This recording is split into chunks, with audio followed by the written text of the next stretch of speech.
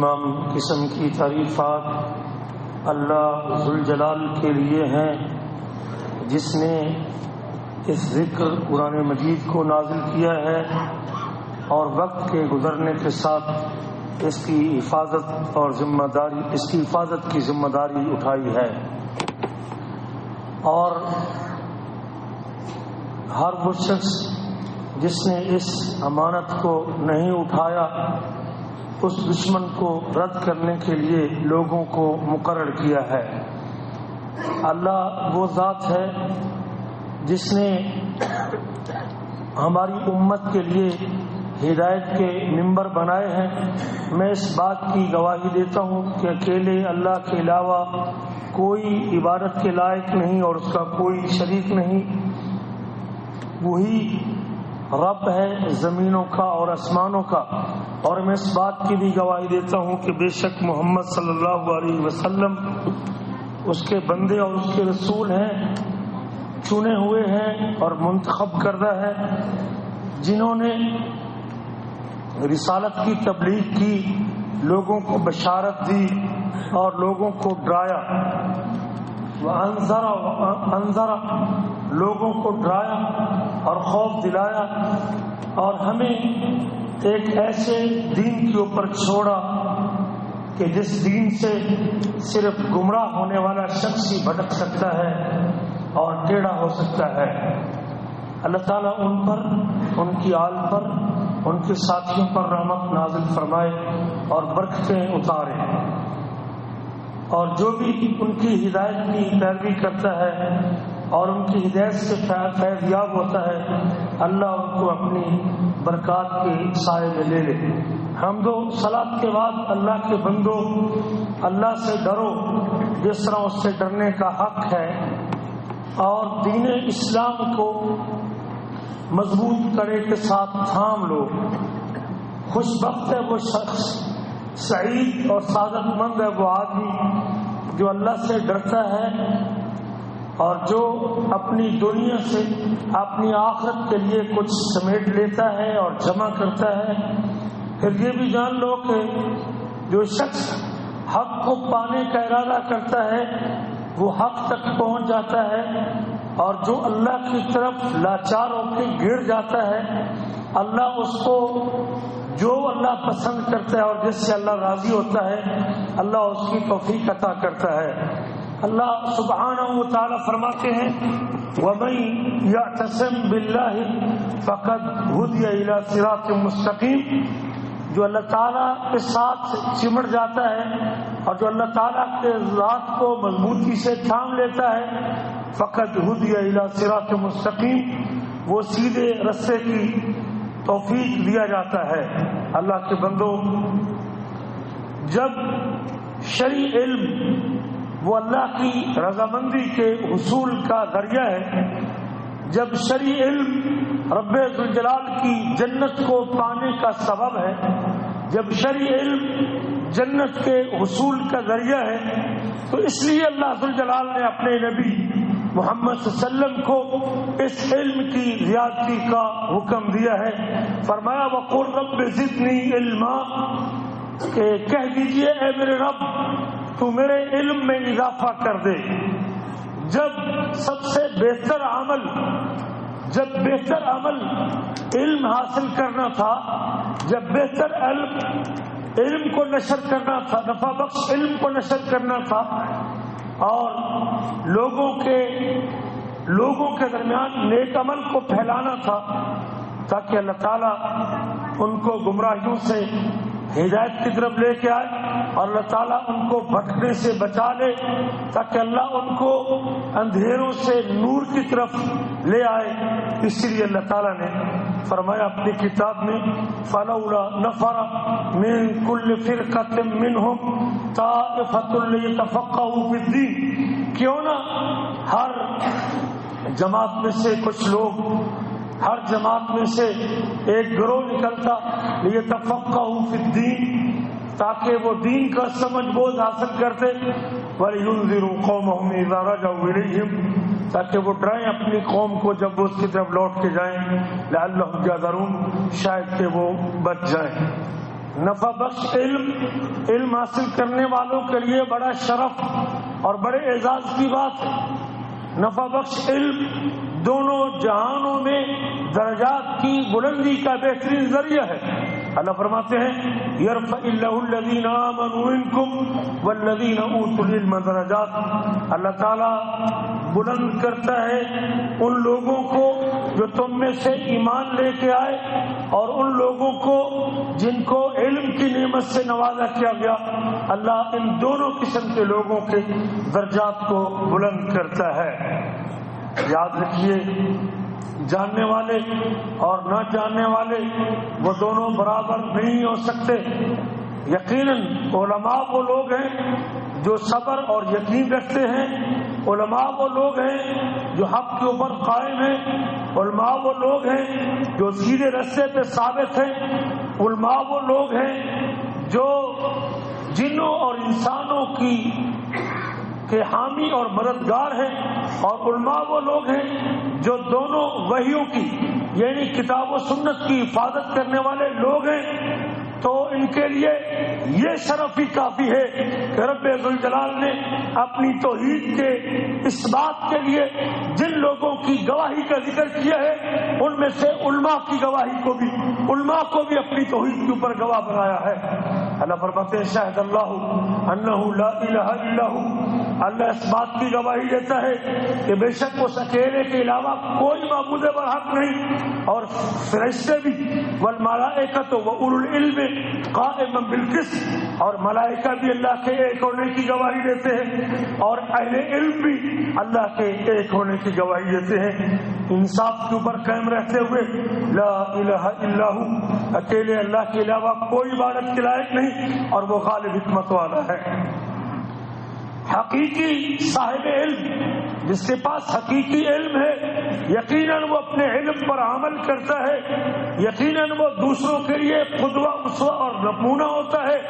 جو صحیح معنوں میں عالم ہے وہ اللہ کی حدود کے ساتھ کھڑا ہوتا ہے. جو صحیح معنوں میں عالم ہے وہ حق بات کہتا ہے اور اپنے رب کو راضی کرتا ہے. وہ اپنے دین کے ساتھ تجارت نہیں کرتا.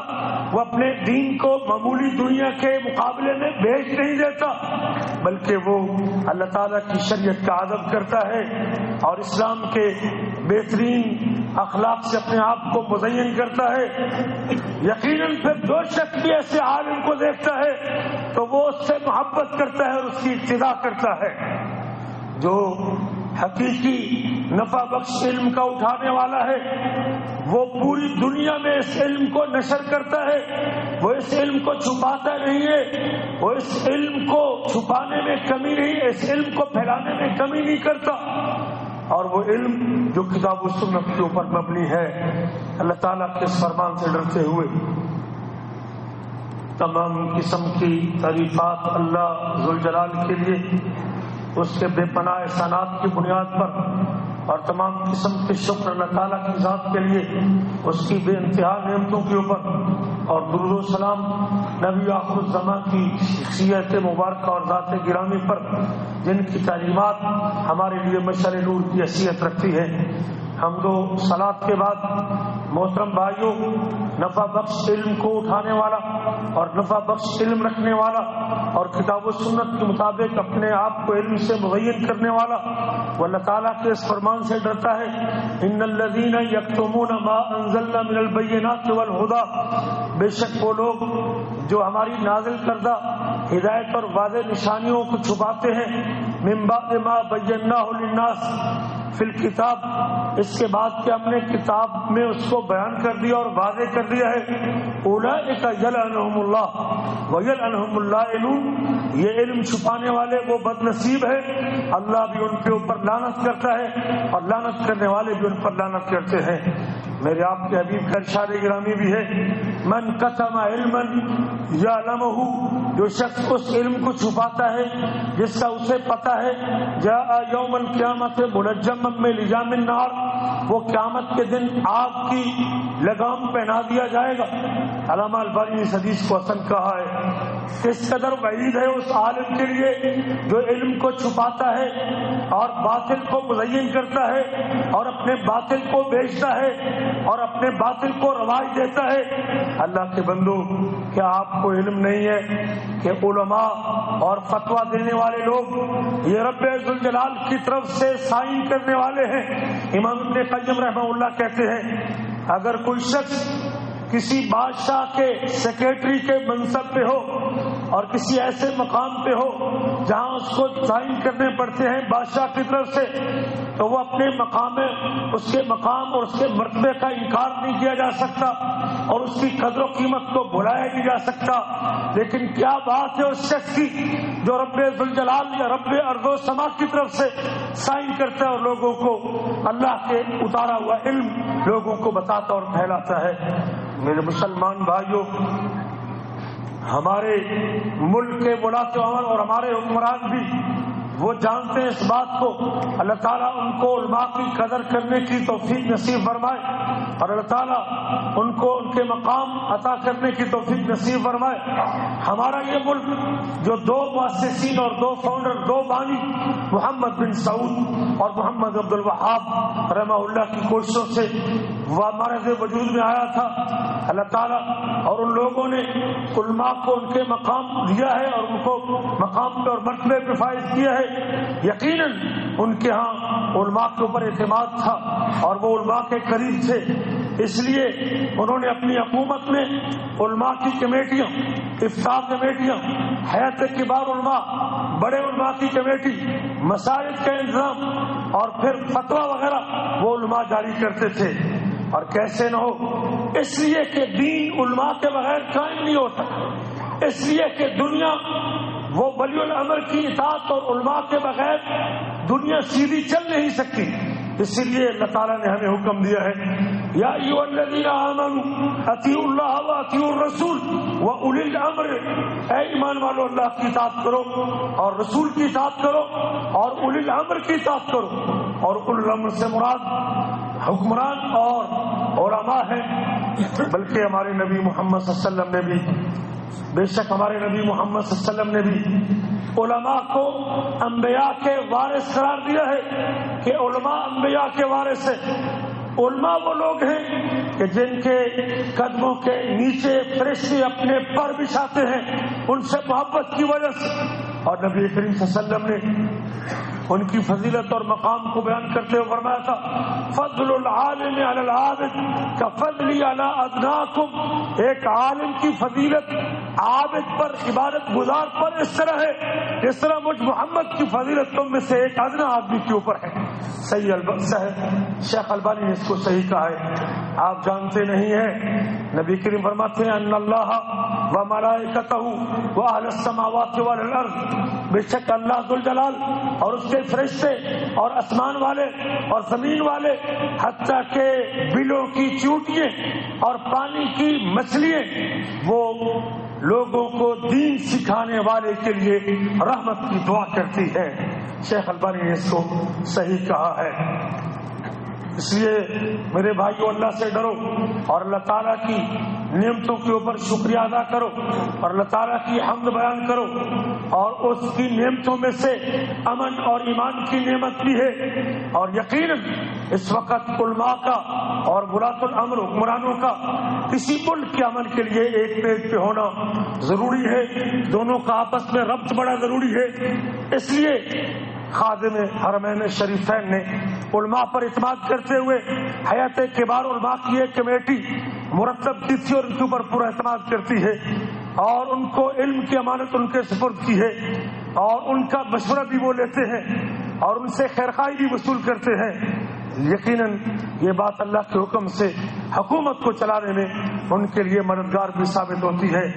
اور علماء وہ لوگ ہیں جو اللہ سے ڈرنے والے ہیں اور اللہ تعالیٰ نے پختہ عہد لیا ہے اس سے پہلے بھی، وَإِذْ أَخَذَ اللَّهُ مِيثَاقَ الَّذِينَ أُوتُوا الْكِتَابَ، اور جب اللہ تعالیٰ نے پختہ عہد لیا ان لوگوں سے جن کو کتاب دی گئی، لَتُبَيِّنُنَّهُ لِلنَّاسِ، تاکہ وہ لوگوں کے لیے اس کو ضرور کھول کے بیان کریں اور اس کو چھپائے نہیں اور اپنی پیٹھوں کے پیچھے نہ ڈالیں اور اس کے ذریعے وہ تھوڑی قیمت نہ خریدیں بری چیزیں جو وہ خریدتے ہیں۔